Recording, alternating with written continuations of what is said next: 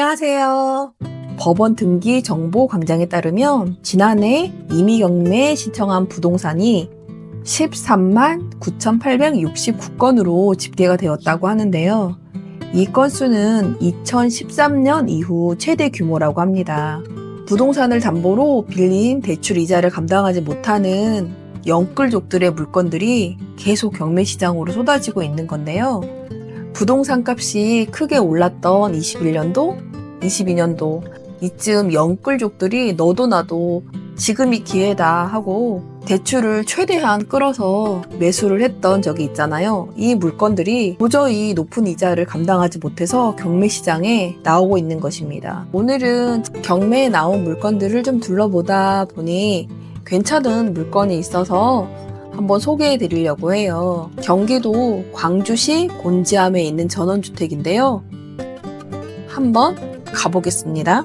예전에 부동산 할 때 보면 주위에 부동산 사장님들도 그렇고 전원주택에 한 번도 안 사셨던 분들은 그런 전원주택에 대한 로망이 있더라고요. 이번에 경매 물건이 많이 나오면서 전원주택 물건도 많이 나오고 있는데 사실상 서울 시내 강남구의 아파트 경매권 이외에는 경매 물건이 잘 낙찰이 되지 않고 계속 유찰이 되는 경우가 굉장히 많아요. 토지 가격보다 금액이 저렴한 금액으로 나온 물건이 있어서 좋은 물건을 저렴하게 구입을 할 수 있다면 좋은 기회가 될 수 있을 거예요. 전원주택 경매로 나오는 건들이 금액은 저렴하게 나오는 게 있긴 한데 여러 가지 변수들이 좀 있을 수 있더라고요. 아파트 경매는 진짜 물건 그냥 보고 매수를 하면 되는데 토지 전원주택에 토지가 깨어 있잖아요. 대부분 도시 지역이 아니고 농촌 지역이다 보니 농지증을 취득해야 되는 경우도 있고요. 금액이 많이 하락해서 임차인들이 우선 매수권을 신청할 수도 있어요. 그래서 낙찰을 받았지만 우선 매수권으로 해서 그냥 낙찰받은 건을 뺏기는 경우도 있을 수 있거든요.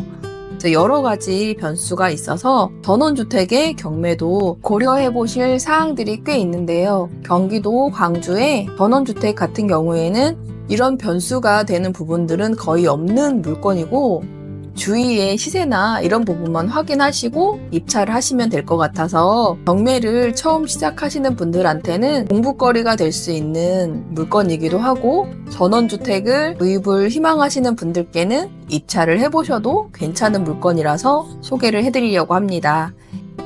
영상 왼쪽으로 보시는 주택이 이번 경매 물건 나온 주택이고요.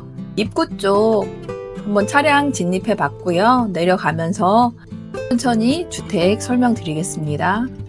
길이 좀 미끄럽더라고요. 여기가 약간 경사가 있는 지형이다 보니까 길이 약간 미끄러워서 아주 눈이 많이 오거나 이럴 때는 길도 되게 좁아서 운전이 좀 서투신 분들은 조금 무서울 수도 있겠더라고요. 차를 두고 해당 주택으로 올라가고 있습니다. 여긴 아직 눈이 안 녹았죠? 길가에 보시면 눈이 아직 쌓여 있고요. 길이 좀 느껴지실지 모르겠는데 오르막 길이에요. 길 폭이 자동차 하나 정도 다닐 수 있는 길이고 그러니까 길 폭이 그렇게 넓지는 않고요. 약간 오르막이라고 보시면 돼요. 전원주택 단지로 조성이 됐고 가구 수는 한 7가구 정도, 7가구에서 한 10가구? 그 사이 정도 될 것 같아요. 앞에 보이는 주택이 2채가 있고요. 여기서 오른쪽으로 꺾어지면 해당 주택이 있습니다. 그 물건 정보지에도 보시면 이따가 확인해 드릴 건데 정보지에 보시면 있는 나무들이 보이거든요. 그래서 지금 보시면 마당에 나무들이 저렇게 있고 지금 자동차가 있는 건물이 경매로 나온 건이에요. 전원주택 하면 마당에 잔디 좋게 보시는데 그 잔디를 관리하시는데 되게 힘이 많이 들거든요. 근데 여기가 마당이 그렇게 넓지 않으면서 자동차를 주차할 수 있는 공간으로 사용하시는 것 같아요. 그래서 마당 관리도 쉽고 자동차 세우기도 좋아서 괜찮은 것 같고 지금 보면 왼쪽에 집이 경매로 나와 있고 오른쪽에 집이 이렇게 이어져 있는 부분이 있는데요. 여기는 비를 맞지 않고 이렇게 지나갈 수 있도록 지붕을 만들었어요. 두 집이 지을 때 같이 지은 것 같고 쌍둥이로 똑같은 집이고요. 집 뒤편으로는 야산이 있어요. 되게 높지 않은 야산으로 해서 이 집 뒤편으로만 이렇게 야산이 있는 그런 산이 있고, 지금 주택이 지어진 지가 좀 되다 보니까 아무래도 수를 하게 되면 지붕 조금 수리를 하셔야 될 것 같아요. 지금 지붕도 그렇고 현관 쪽도 그렇고 조금 낡은 부분들이 꽤 보입니다. 여기가 지금 대문도 두 집이 같이 사용하시는데 대문도 없고요. 그냥 같이 이렇게 사용하시는 것 같아요. 그래서 저 위쪽으로 하면 주택들이 좀 있고요. 이렇게 내려오셔서 건물 뒤편도 한번 가보겠습니다. 이 옆에 집도 꽤 넓더라고요. 넓고 나무들이 되게 멋있게 되어 있죠. 마당에 나무들 이렇게 있고 쭉 해서 자세히 보실지 모르겠는데 그 지붕 쪽에도 좀 많이 좀 녹슬은 게 좀 보이고요. 좀 오래된 세월의 흔적이 많이 보여요. 그러고 지금 뒤편으로 가고 있고요. 해당 건물 저기 빨간 문 있는 쪽이 주방 뒤쪽으로 보이는 부분인 것 같아요. 이쪽 뒤편이 거실 뒤편으로 해서 공간이 꽤 넓은 공간으로 해서 물건들 막 쌓아놓고 이렇게 생필품 사서 쌓아놓고 이러기도 괜찮은 공간인 것 같거든요. 그 크기가 여기가 방 4개인 집이에요. 그래서 크기가 꽤 크게 나온 것 같습니다. 주택을 보면 처음 지으실 때 되게 꼼꼼하게 잘 지으신 것 같아요. 그 건물이 지어진 시기도 오래되었는데도 대문이나 이런 부분도 되게 깔끔하게 되어 있고 주택의 모양이나 이런 부분도 지금 당시에는 약간 낡아 보이는데 예전에 지었을 때는 굉장히 신경을 써서 지은 집으로 보이거든요. 그래서 약간 외부 수리 정도 하시고 내부도 지금 현관문 같은 경우에 좀 많이 낡긴 했어요. 그 부분도 조금 수리하시면 될 것 같고, 주택에서 나와서 상권이 있는 부분을 찾으러 한번 차량으로 이동을 해보고 있어요. 주위에 바로 내려오면 1, 2분 거리에 이렇게 빌라들 있고요. 아래쪽에 단독주택이 대지가 꽤 큰 단독주택들이 몇 개 있어요. 보면 이쪽에 오른쪽에도 있고 저쪽 위쪽으로 해서도 단독주택들이 꽤 있고, 이제 이쪽으로 오면 길이 좀 넓어지더라고요. 근데 마을이 있긴 한데 여기 글쎄 주위 이쪽 안쪽으로 해서 슈퍼나 이런 게 있는지 모르겠는데 제 눈에는 편의점 정도도 보이지 않더라고요. 여기까지 나왔을 때 생필품을 살 수 있는 마트나 이런 거는 안 보이고요. 일단 여기 학동 삼리 경로당이라 보이잖아요. 경로당 있고 여기가 꽤 넓은 도로로 해서 이제 초월역 쪽으로 나갈 수 있는 길이에요. 길이 꽤 넓죠. 전원주택인데도 이쪽 입구 쪽은 상당히 넓고 해당 물건 그 앞쪽으로 들어가는 길만 약간 차 한 대 지나갈 수 있는 소로 정도고요. 바로 나오면 이렇게 큰 대로를 만날 수 있어요. 그래서 이 길 따라 가시다 보면 제가 이따가 지도도 한번 보여드릴 텐데 여기가 거의 공장이나 창고가 많아요. 이렇게 단독주택지나 주택지로 되어 있는 데가 없고 지금 오른쪽 왼쪽 보시면 다 공장들이 좀 많이 있고 그러니까 일자리가 많은 지역인 거죠. 이분들이 어딘가에서 주거를 하셔야 되는데 주거로 하실 수 있는 주거단지들이 그렇게 크지는 않아서 수요가 있을 것 같고, 지금 보시면 오른쪽 왼쪽 다 공장이죠. 공장으로 해서 꽤 큰 차들도 많이 지나다니고 이 길로 해서 한 초월 IC까지는 해당 물건지에서 한 1km, 초월역까지는 한 3km 정도 되거든요. 물건 지도 보면서 한번 설명을 다시 드려볼게요. 물건 정보 한번 보시면 해당 물건에서 초월 IC 여기 보이시잖아요. 초월 IC까지 한 1km 정도 되고요. 여기 큰 길 따라 쭉 나오다 보면 초월역이라고 있어요. 초월역 쪽으로 제 영상에도 담았는데 초월역 쪽으로 보시면 마트들도 있고 이게 생활 편의 시설이 이쪽으로 이렇게 되어 있더라고요. 이렇게 해서 이쪽으로 되어 있더라고요. 위치들 보시면 여기 위성사진에 파란색 지붕들 보이잖아요. 여기 파란색 지붕이 다 공장들 지붕이에요. 공장들 나타내는 지붕들이에요. 그래서 여기는 공장 단지들이 많고요. 주택 단지들이 많이 있진 않아요. 여기 초월 IC에서 나와서 갈 수 있는 부분이 여기인데 대부분 공장들이 위치해 있고, 그러니까 일자리들이죠. 일자리들이 많이 있고, 주택 단지는 이쪽에 조금 있는 편이에요. 그래서 위치적으로는 그렇게 나쁘지 않아요. 공장들이나 물류 창고에 일하시는 분들이 일자리에 비해서 주택이 그렇게 많지 않기 때문에 여기가 수요가 좀 있는 편이라고 보시면 됩니다. 물건 정보 한번 확인해 보겠습니다. 물건 번호 2024 타경 60485번이고요.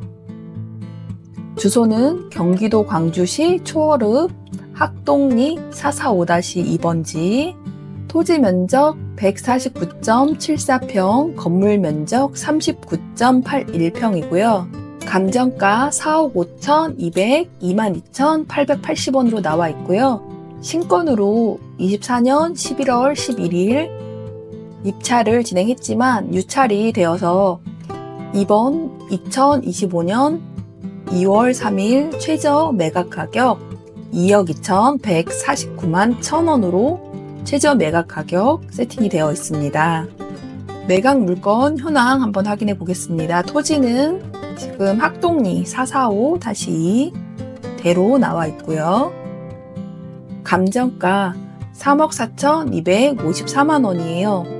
그래서 이번에 최저 매각 가격보다 더 높은 토지 금액을 보이고 있습니다. 건물은 단층 주택, 철근 콘크리트조, 싱글 지붕으로 되어 있다고 나와 있고요. 건물의 감정가는 1억 정도로 나와 있네요. 물건 비거 보시면 일괄 매각해서 지상에 감나무와 반송 7에서 8주 등은 매각에 포함된다고 나와 있죠. 여기 부동산의 현황에서도 보시면 정원수가 여러 구로 식재되어 있음 이렇게 되어 있죠. 위치 및 주변 환경 보시면 경기도 광주시 학동리 소재 삼리 마을회관 북동 측 인근에 소재하며 단독주택, 다가구, 근린생활시설, 소규모 공장, 농경지, 임야 등이 혼재되는 지역이라고 나와 있습니다. 현황에서 주거 임차인 나와 있는데요. 전입일자 21년 12월 3일 나와 있는데 제가 경매는 말소 기준 권리가 정말 중요하다고 말씀드렸잖아요. 말소 기준 권리보다 후에 들어온 임차인들은 별로 신경 쓰지 않으셔도 되는 임차인이에요. 지금 보시면 확정 일자도 받지 않았고 배당도 신청하지 않았어요. 그런데 날짜가 21년 12월 3일이니까 말소 기준 권리보다 한참 뒤에 전입이 되어 있는 상태라 신경 쓰지 않으셔도 되는 임차인으로 보입니다. 여기 아래에도 현장에 임하였으나 폐문부재로 권리신고 및 배당 요구 신청 안내문을 출입문에 붙여두고 왔다 했는데 배당 신청도 안 했죠. 배당 신청을 해도 지금 전입일자가 말소 기준 권리보다 늦게 됐기 때문에 금액을 받을 수 없는 경우가 더 많겠죠. 금액 보증금도 확인되고 있진 않습니다. 건물 내부 평면도 한번 보겠습니다. 방은 하나, 둘, 세 개 있고요. 안방 옆에 침실이 있는데 이 부분은 침실이라고 표시되어 있긴 한데 방을 하나 더 원하신다면 방으로 쓰셔도 되고 안방으로 통하는 침실 부분이라 여기는 옷장으로 사용하시면 좋으실 것 같아요. 그래서 현관 들어오셔서 주방 이쪽에 있고요. 욕실 있고 거실이 좀 넓게 나오고 방도 큼직큼직하게 나온 평수라고 보시면 됩니다. 다음으로 건물에 대한 등기부 현황 한번 보겠습니다. 99년 소유권 이전이죠. 소유권 이전 등기되어 있고 2014년 가압류권 있고요. 2016년 가압류건 있어요. 그래서 처음에 가압류가 되었던 2014년도 가압류건 4억이 말소 기준 권리고요. 이 아래로 해서 쭉 다 말소가 되는 권리들입니다. 토지 등기부 등본에도 동일하게 2014년도에 가압류건 있죠. 이 부분이 말소 기준 권리이고 경매가 낙찰이 되면 아랫부분은 다 말소가 되는 권리들입니다. 이 물건의 경우에 임차인이 나와 있다고 하지만 전입도 당연히 늦고요. 보증금이나 이런 부분도 확인되는 부분은 없어요. 임차인에 대한 문제는 없을 것 같아 보이고요. 제가 이 물건을 확인하면서 여러 군데 경매지를 봤는데요. 보통 대법원의 경매 사이트 통해서 확인할 수 있는 건 매각 물건 명세서라고 하는 법원에서 나오는 경매 물건서가 있는데, 이 물건서가 보통 경매 기일 일주일 전부터 확인이 가능해서 그 전에는 물건에 대한 정보를 정확하게 확인할 수 있는 방법이 보통 경매지 통해서 확인하는 경우가 많거든요. 개인이 보통 경매에 입찰을 한다고 하면 저희 같은 사람들은 이게 등기부 등본을 매일 발급받고 토지대장 보고 매일 등기부 등본에 근저당이 있구나, 이게 얼마구나 라는 걸 매일 확인하는 사람들이라 너무 쉽게 볼 수 있는데, 이게 좀 어려우신 분들은 경매지 통해서 확인하잖아요. 근데 이번에 이 물건 같은 경우에 경매지를 통해서 확인하니까 이렇게 오류가 있었어요. 보시면 여기 경매지 건물 등기상 해서 소멸 기준, 이렇게 제가 말씀드렸던 제일 경매에서 중요한 말소 기준 권리라고 나오는 부분 있죠. 여기에 소멸 기준이라고 해서 근저당 일이 나와 있는데, 이 부분은 제가 실제로 등기부 등본을 확인해 보니까 벌써 말소된 권리더라고요. 근데 여기에는 소멸 기준으로 나와 있어요. 실질적으로 이 소멸 기준으로 나와 있다고 해서 이 물건에 큰 영향을 미치는 건 아니에요. 이 근저당은 소멸된 기준이고, 소멸 기준은 이 아래의 부분 가압류건이 말소 기준 권리인데, 이 물건의 경우에는 전혀 문제가 없지만 혹시 권리들이 꼬여 있는 부분에서 이렇게 경매지에 오류가 난다고 하면 경매지만 믿고 입찰을 한 경우에는 굉장히 큰 낭패를 보게 되겠죠. 대행업체에 맡긴다고 하면 당연히 이런 부분은 오류가 날 부분은 아니에요. 당연히 알아서 잘 해주실 거고, 이 부분 내가 개인적으로 입찰하신다고 하면 이런 경매지만 믿고 하시면 안 되고요. 꼭 등기부 등본 등 대장 등을 확인하시고 임장을 꼭 해보시고, 임차인이 있는지, 임차인이 진짜 살고 있는지, 이 부분 정말 중요한 부분이라서 확인해 보셔야 돼요. 실제 이 건물의 등기부 등본입니다. 건물의 등기부 등본이고요. 여기 윗부분에 표제부라고 하는 건 건물에 관한 내용이에요. 철근으로 지었다, 이런 내용 나와 있고, 크기가 나와 있는 부분이고요. 그 아랫부분, 갑구에 있는 부분이 이제 소유권에 관한 내용이에요. 보시면 4번 가압류 건 있죠. 지금 4억 나와 있는 부분이 있습니다. 그리고 그 아래 빨간 줄 있는 부분은 따로 볼 건 없고요. 다음에 7번 여기 가압류 건으로 해서 이렇게 건이 확인되고 있고요. 다음 소유권 이외의 권리라고 나와 있잖아요. 여기에 보통 근저당 설정이 많이 돼요. 그래서 첫 번째 근저당 설정, 이게 다 말소가 되어 있잖아요. 여기에 1번 근저당 등기 말소 이렇게 나와 있으면 이 위에 게 이제 말소가 됐다는 거고요. 두 번째, 지금 여기도 빨간 줄 이렇게 그어 있고 3번 해서 여기에도 3번 근저당 설정해서 빨간 줄로 이렇게 그어져 있잖아요. 잘 보시면 그 앞번호 이 부분을 확인하셔야 돼요. 근저당 설정의 그 앞번호, 여기에 근저당 설정에 관련한 내용이 채무자가 변경이 된다거나 금액이 변경이 된다거나 하면 이 아래처럼 3-2일 이렇게 나와요. 여기 보시면 그 명의인 표시 변경 이렇게 나와 있잖아요. 그러니까 이 3번에 대해서 변경이 된다 하면 3-1 번호가 뒤에 번호가 다시 몇 번으로 붙어서 나오고요. 다음에 아래 보시면 4번, 번호가 전혀 다른 번호죠? 여기에 보면 3번 근저당권 설정 등기 말소라고 나와 있잖아요. 그러니까 이 3번에 대해서 말소가 됐다는 거예요.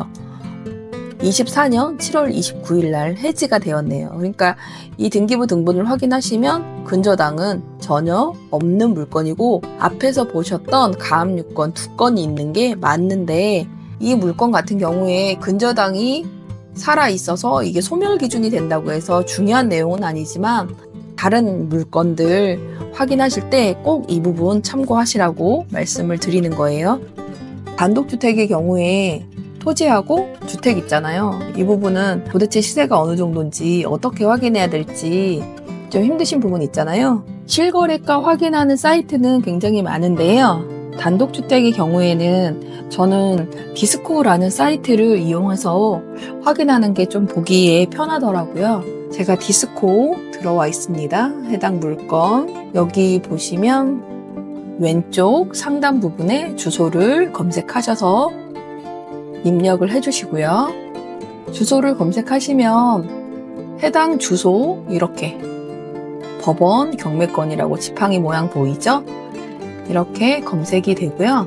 해당 물건 주변으로 해서 실거래가 거래되었던 물건들 몇 건인지 확인되고 있습니다. 그래서 왼쪽에 있는 물건이 20년 6월 거래된 건으로 평당 200만 원으로 거래된 건이고요. 아래쪽에 있는 물건 21년 9월 건으로 평당 336만 원. 이 위에 있는 물건이 13년도 거래된 건으로 평당 107만 원. 이 아래에 있는 게 20년 10월에 거래된 건으로 평당 192만 원이에요. 실거래가를 확인하시고 어느 정도 적어 넣을지 가이드를 잡아주시면 좋을 것 같고 일단 지금 보시면 금액이 200만 원, 300만 원, 190만 원 이렇게 나와 있고 이게 100만 원짜리는 좀 시간이 좀 오래된 건이라 요 세 건만 비교했을 때 이 동네에 토지 가격이 한 200만 원 초반대? 이 정도면 괜찮을 것 같아요. 그래서 보수적으로 잡아서 170만 원 정도? 평당 170만 원 정도로 잡으면 여기 토지 금액 해서 2억 4,990만 원 나오잖아요. 이 금액이 이번 최저 매각 가격 2억 2,149만 1,000원보다 높은 금액이에요. 그러니까 지분 빼고 토지만 산다고 해도 금액이 괜찮은 금액이라 이번 차순에는 낙찰이 될 것 같아요. 그래서 금액을 잘 확인하시고 입찰을 진행하시면 되는 물건 소개였습니다. 혹시 경매 물건 보시다가 물건 분석에 대해서 궁금하신 점 있으시거나 물건에 대한 임장 원하시면 댓글로 남겨주시면 참고해서 직접 가보도록 하겠습니다. 오늘 경기도 광주의 단독주택 경매 이야기는 여기까지였습니다. 이 내용 도움이 되셨다면 구독과 좋아요 꼭꼭 눌러주시고요. 오늘 끝까지 함께 해주셔서 정말 감사합니다.